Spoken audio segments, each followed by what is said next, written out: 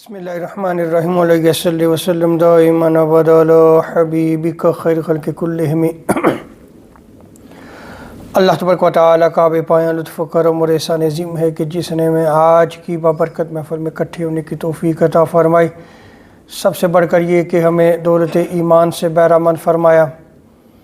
آج ہم حج کے 5 دنوں کا مختصر سا خاکہ بیان کریں گے تاکہ اس مختصر سی مجلس میں ہم حج کے ان 5 ایام میں جو امور سر انجام دینے ہیں وہ آسانی سے ہم جو ہے وہ سمجھ سکیں۔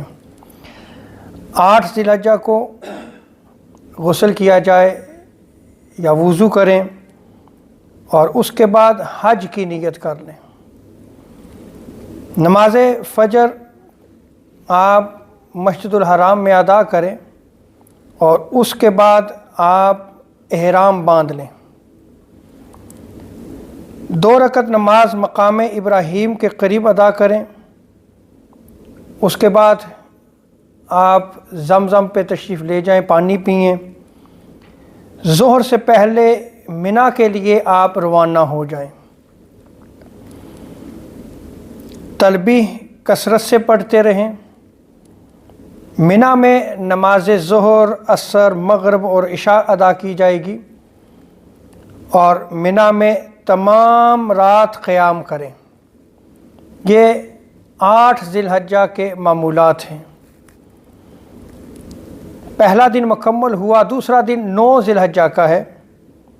نماز فجر منا میں ادا کرنے کے بعد عرفات جائیں اور عرفات ہی حج ہے اور یہ رکن اعظم ہے حج کا۔ اگر عرفات میں کوئی شخص نہ پہنچ سکے تو اس کا حج نہیں ہوگا۔ میدان عرفات میں نماز ظہر اور عصر ادا کی جائے گی۔ سورج غروب ہونے تک میدان عرفات میں رہیں۔ میدان عرفات میں نماز مغرب ادا نہ کریں۔ سورج غروب ہونے کے بعد مزدلفہ کے لیے آپ روانہ ہو جائیں اور نماز مغرب اور عشاء مزدلفہ میں ایک ساتھ ملا کے ادا کریں۔ مزدلفہ کے مقام پر ہی آپ 70 کنکریاں جو ہے وہ اکٹھی کریں اور تمام رات مزدلفہ میں قیام کریں۔ یہ آپ کا حج کا دوسرا دن مکمل ہو جائے گا۔ 10 ذی الحجہ نماز فجر امام کے ساتھ مزدلفہ میں باجماعت ادا کریں۔ اگر ممکن نہ ہو تو انفرادی طور پہ بھی آپ ادا کر سکتے ہیں۔ سورج نکلنے کے بعد منا جائیں۔ جمرہ عقبہ یعنی بڑے شیطان کو آپ 7 کنکریاں ماریں گے۔ رمی سے یعنی کنکریاں مارنے سے فارغ ہونے کے بعد آپ جانور کی قربانی کریں اور قربانی کے بعد سر منڈائیں یا بال کٹوائیں، لیکن عورتیں قصر ہی کروائیں گی، یعنی 1 پور کے برابر بال جو ہے وہ کٹوا دیں۔ پھر اس کے بعد احرام کھول دیں۔ مکہ المکرمہ میں مسجد حرام میں جائیں، طواف زیارت کریں۔ 2 رکعت نماز مقام ابراہیم کے قریب ادا کریں، آب زمزم پئیں، صفا اور مروہ کے درمیان سعی کریں۔ مکہ مکرمہ میں قیام نہ کریں بلکہ واپس منا جائیں۔ یہ حج کا تیسرا دن آپ کا مکمل ہو جائے گا۔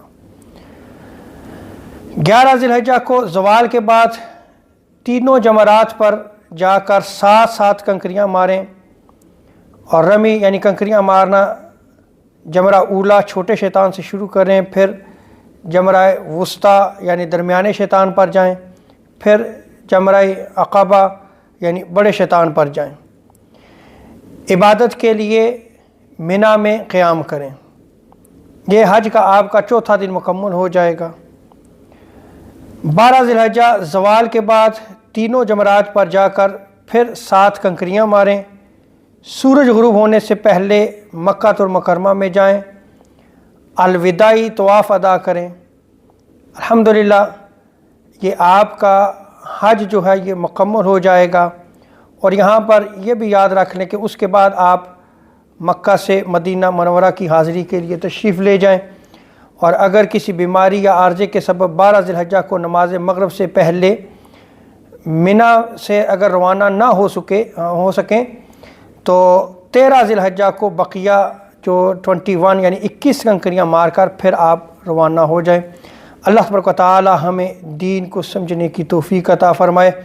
یہ مختصر سا خاکہ ہے، چونکہ آج کل ہمارے پاس ٹائم نہیں ہے۔ آپ یقین جانیے سوشل میڈیا پہ میرے 2 منٹ کے یا 3 منٹ کے کلپ بھی ہوتے ہیں، وہ کہتے ہیں جی اور مزید شارٹ کریں۔ بندہ کتنا شارٹ کر سکتا ہے؟ بہرحال یہ مختصر سا خاکہ آپ کے سامنے بیان کیا ہے۔ اللہ رب العزت ہمیں دین کو سمجھنے کی توفیق عطا فرمائے۔ وما علینا الا البلاغ المبین۔